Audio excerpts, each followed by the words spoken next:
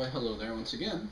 Eric Padden here, and on this video we're going to be discussing the fractional reserve system and debt-based currencies or debt-based economies.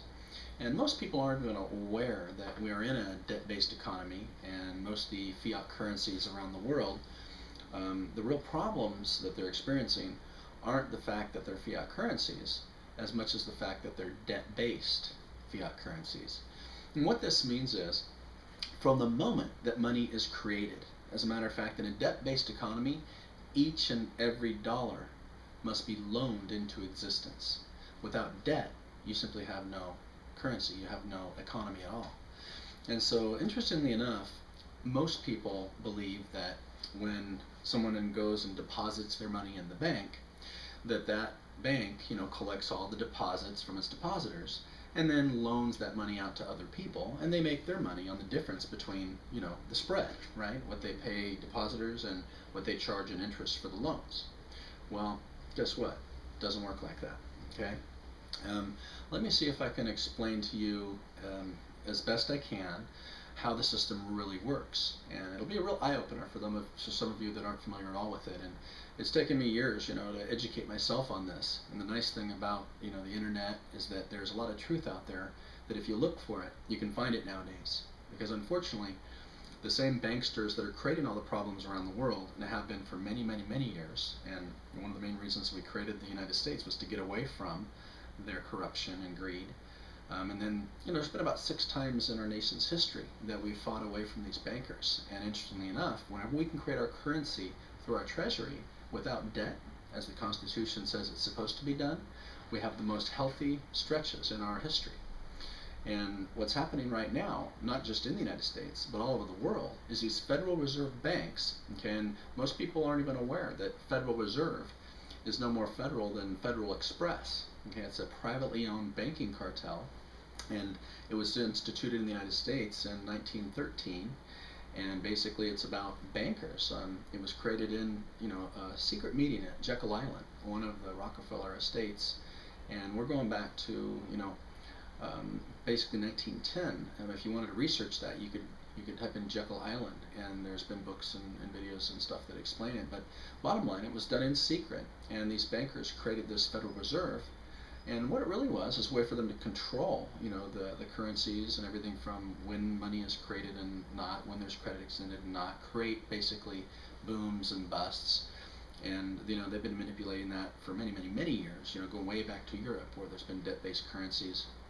And it's proven that whenever you can break away from that in the history, going back to Rome, when Rome had its most prosperous years, its currency was a fiat currency, based on basically just bronze and real inexpensive metals. But the fact that they were disciplined and how they created it and how much they put into circulation allowed them to have centuries of prosperity.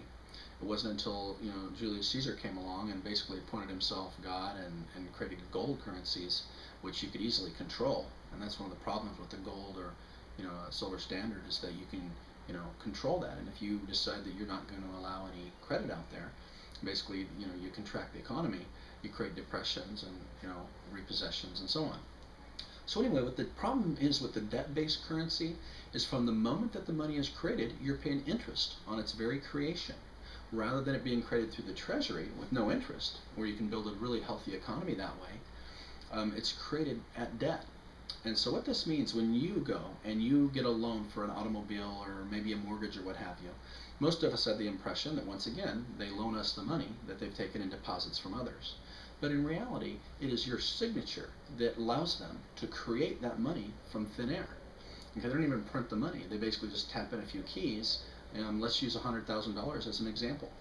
If you've got a $100,000 loan, for whatever it might be for, it's your signature that allows them to create that $100,000. And then via fractional reserve banking, what this means is they only have to have a fraction of that money in reserves that they're loaning out. And so how it works is that $100,000 that they just created from thin air, first of all, there's interest being charged on that from its very creation. Okay, and this is at the root of all the problems of the giant debt bubble that we're in right now, is that there's interest charged from the moment that money is created. And we're talking every single dollar. So it doesn't matter whether we're talking normally the bonds and T-bills and things that fund our economy, or whether we're talking about bailout, stimulus, quantitative easing, however they create this money, interest from the moment it's created is being charged. It should be being done through the Treasury Department without interest, and we'd have an extremely healthy economy. However, the banksters got in control, and every time that they weasel their way into control, whether they have to assassinate presidents, that's the real reason that Lincoln was assassinated. Some people are aware that President Kennedy had introduced Article 11110, which was to eliminate the Federal Reserve and was to create the money through the Treasury without interest, which would have created an extremely healthy economy. And instead, he was shot, and of course the vice president was on the payroll for the wealthy banksters that are pulling the strings. And once again, they got in control of our currency. And so whenever you have that debt-based currency, for example, in our case here in the U.S., 90% of the money that you and I pay in federal income tax doesn't go to anything productive. Okay, people have the illusion that our taxes go to pay, for bridges and schools and roads and productive things. Well, guess what? They don't. Your local, state and those types of taxes might go, to some of those good causes. However, when it comes to federal income tax, interestingly enough, when they created in 1913 the Federal Reserve, gee, how convenient that they also created the IRS.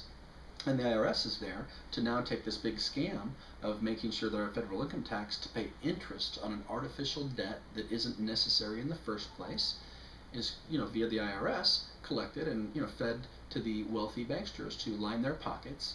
And that's the problem with not only our economy, but all the debt-based currencies around the world now are in the same boat. They're all going to Federal Reserve Bank. The same greedy bankers own these Federal Reserve banks. There's nothing federal or government about them. They're privately owned. And basically, the majority of the money that everybody makes goes to pay interest on a debt that shouldn't be there in the first place.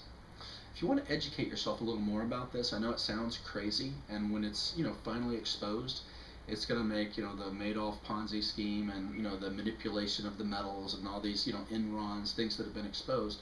It's going to make it look like chump change, because it's the biggest scam in the history of mankind. We're talking trillions and trillions of dollars here. And so there's a lot of ways that they've corrupted the system over the years, but the bottom line is when you've got a debt-based currency as we do, it's not if it's going to crash, it's when. Okay, they can look at 3,800 debt-based currencies in history. Okay, and fiat currency doesn't have to be debt-based. Some of the most productive times ever in Rome, we touched briefly on Rome there was a 726-year stretch in England when they did the tally sticks, which was a fiat currency, but because it was well regulated and they had discipline, it was actually the most prosperous time in England's history. Whenever we've had brief periods in the United States where we broke away from the greedy bankers and had our own currency, whether it's originally the colonies with the colonial script that Benjamin Franklin and the boys had put together, or whether it was later on with the greenbacks that Abraham Lincoln created. Anybody that's tried to break away from the banks ends up, getting replaced or assassinated or what have you. And so the last president that really tried to do anything about really fixing this country at its primary root of the problem, which is debt-based currency and fractional reserve banking, got assassinated. And that was Kennedy. Okay, and they've all kind of learned since then. You either play the game or you're simply not going to get elected. And so in other videos we'll talk about some other things that have to do with waking up. But right now I wanted to focus a little bit on fractional reserve banking. And so we now know that a debt-based currency is not sustainable, because what happens is you always have to create new debt to pay off the old debt, and it happens on a huge scale. But you can appreciate this just by looking at an individual. Maybe you've been there, or someone has been there, where you're in debt. Maybe you lose your job and you really kind of have to live off your credit cards. Unfortunately, there comes a point where you've got credit cards A and B maxed out. Just to pay the interest payments, you don't really have that. If you've got good credit, you can apply for credit card C, maybe even D. And then you might use the money there to pay for the interest, And in effect, what happens is you end up using your new debt to pay off your old debt.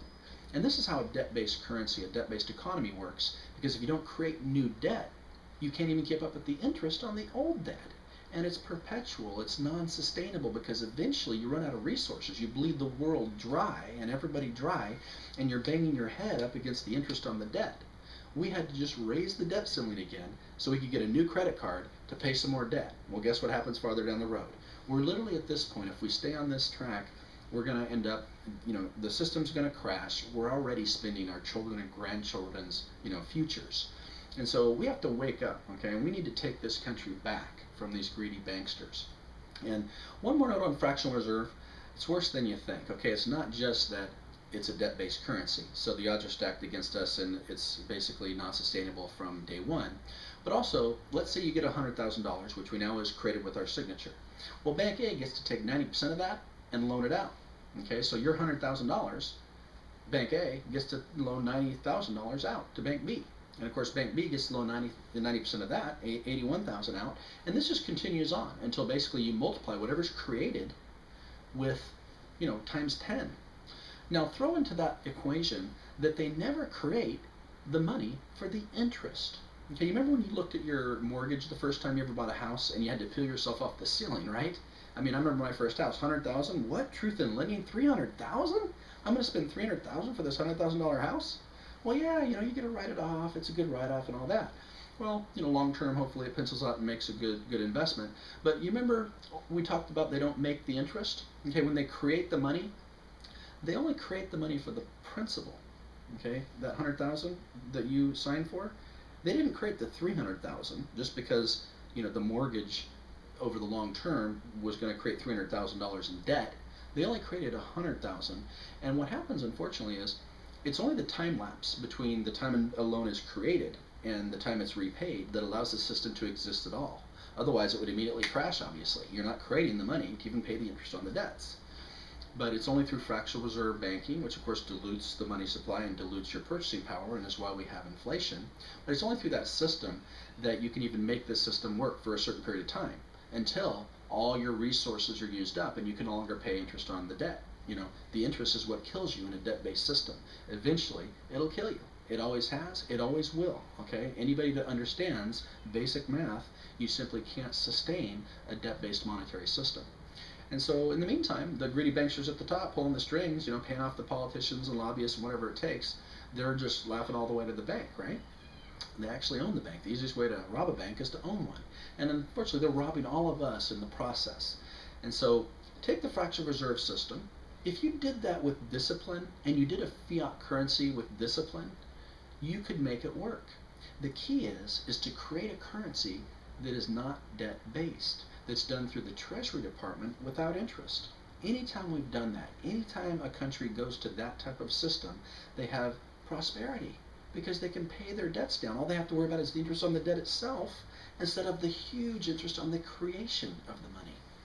And so that's how they've been keeping the world debt slaves. And that's their goal. They don't want anybody to get ahead. And if they can keep us all on this treadmill, working 2, 3 jobs, whatever it takes, to pay interest on the debt till we go bankrupt, and then they repossess everything and start over again, once again, they're laughing all the way to the bank. They are the bank. They even own most of the big businesses out there nowadays. The unfortunate reality is this country has become, it's ran by big business for big business. Okay, it's not about for the people by the people anymore. We've been watching television and playing video games while they've been just kind of, pulling the wool over our eyes and taking away our rights, one little Patriot Act at a time or whatever it is. So bottom line is we got to wake up, people. Okay, I think there's a silent majority out there that is a little disgusted. I put it like this: I love my country, I love my Constitution, I love my Bill of Rights. I hate my government. I hate what it's become. And we are responsible for that. The greatest generation is the generation that fought for America when there was really something, to be fighting for, and you were proud of your country. Recently, most of us, we're not even that proud of our country. We might love our country, but certainly we feel like we don't support these wars in foreign lands. Most of us don't want our American soldiers dying for oil or whatever the case. And so I think that it's time for us to take our country back. And we can start with the monetary system. So my name is Eric Padden, and I really appreciate you taking time to look at this video. You can look at some of my other videos and learn about ways to convert your paper into silver and protect your wealth while this system crashes. If you're in silver, you can come out the other side, gold, but just silver, I believe, has more of an upside. Thank you very much for your time. Have a great day, and I'll catch you on another video.